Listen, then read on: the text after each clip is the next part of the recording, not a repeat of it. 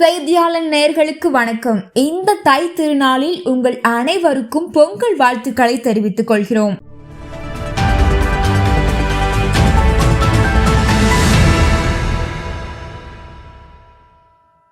உலகெங்கிலும் இருக்கும் தமிழர்கள் ஜாதி மத பேதமின்றி ஒன்று கூடி கொண்டாடும் இந்த பொங்கல் பண்டிகை பற்றிய சிறப்பையும் வரலாற்றையும் பற்றி பார்க்கலாம். கிபி 8ஆம் நூற்றாண்டில் ஆண்டாள் இயற்றிய திருப்பாவையிலும் மாணிக்கவாசகர் எழுதிய திருவெம்பாவையிலும் இந்த பொங்கல் பண்டிகை பற்றி குறிப்பிடப்பட்டிருக்கு. அதுதான் மார்கழி நீராடல். மார்கழி மாதத்துல கடும் குளிர் நிலவும். ஆனாலும் காலையில் எழுந்து நீராடிவிட்டு வீட்டு வாசலில் வண்ண கோலமிட்டு புதிதாக பறித்த மலர்களை கொய்து ஆலயங்களுக்கு சென்று தெய்வ வழிபாடு செய்வது அதீத நன்மைகளை கொடுக்கும்னு சங்ககால இலக்கியங்களை கூறப்பட்டிருக்கு. இதைத்தான் மார்கழி நீராடல் என்று கூறுவார்கள். இதுதான் தை திருநாளுக்கு முன்னோடி. இப்போ தை திருநாள் வரலாறு என்னங்கிறத பார்க்கலாம். இயற்கை தெய்வமாக கருதப்படும் சூரிய பகவானுக்கும் மற்ற உயிர்களுக்கும் நன்றி சொல்லும் விதமாகத்தான் பொங்கல் கொண்டாடப்படுது. அதாவது நாம் சாப்பிடும் நெல்லை விளைவிக்க எவையெல்லாம் உதவியதோ அவற்றுக்கெல்லாம் நன்றி கூறி வழிபடுவதாகும்.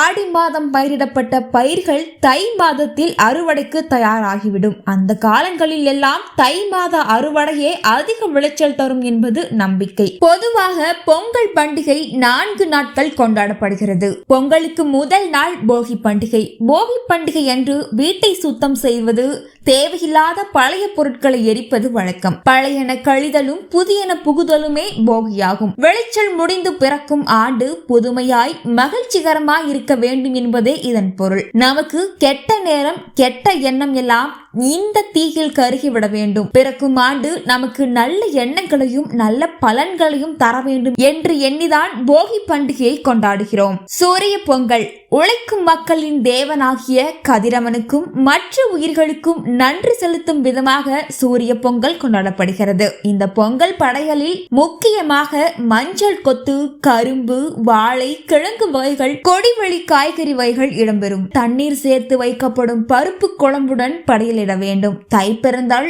வழி பிறக்கும் என்ற ஐதீகத்திற்கு ஏற்ப மனதார சூரிய பகவானை கும்பிட்டு படையலிடுவார்கள் தமிழர்கள். மாட்டுப் பொங்கல் தங்கள் விவசாயத்திற்கு உதவி செய்த கால்நடைகளுக்கு நன்றி செலுத்தும் நாளே இந்த மாட்டுப் பொங்கல். இந்த பொங்கல் தை மாதம் 2ஆம் நாள் கொண்டாடப்படுது. மாட்டுப் பொங்கல் அன்று தொழுவத்தில் உள்ள மாடுகளை குளிக்க வைத்து அலங்காரம் செய்து வைக்கப்படும் பொங்கலே மாட்டுப் பொங்கலாகும். வைத்த பொங்கலை மாடுகளுக்கும் கொடுப்பார்கள். மாட்டுப் பொங்கல் அன்று மாடுகள் அனைத்தும் கொம்புகளில் வண்ணம் தீட்டப்பட்டு பொட்டு வைத்து தோரணம் கட்டி பார்ப்பதற்கே மிகவும் அழகாக இருக்கும். கிராமப்புறங்களில் மாடுகளை வண்டிகளில் பூட்டி ஊர்வலம் வருவதை இன்றளவும் காணலாம். இறுதியாக காணும் பொங்கல். காணும் பொங்கல் தை மாதம் 3ஆம் நாள் தமிழர்களால் கொண்டாடப்படுது. காணும் பொங்கலை கன்னி பொங்கல் அல்லது கணு பண்டிகை என்றும் அழைப்பார்கள். இப்பண்டிகையின் நிகழ்வுகளில் உற்றார் உறவினர் நண்பர்களை காணுதல், பல்வேறு விளையாட்டு போட்டிகள், பட்டிமன்றம், உரியடித்தல், வழுக்கு மரம் ஏறல் போன்ற வீர சாகச போட்டிகள் உட்பட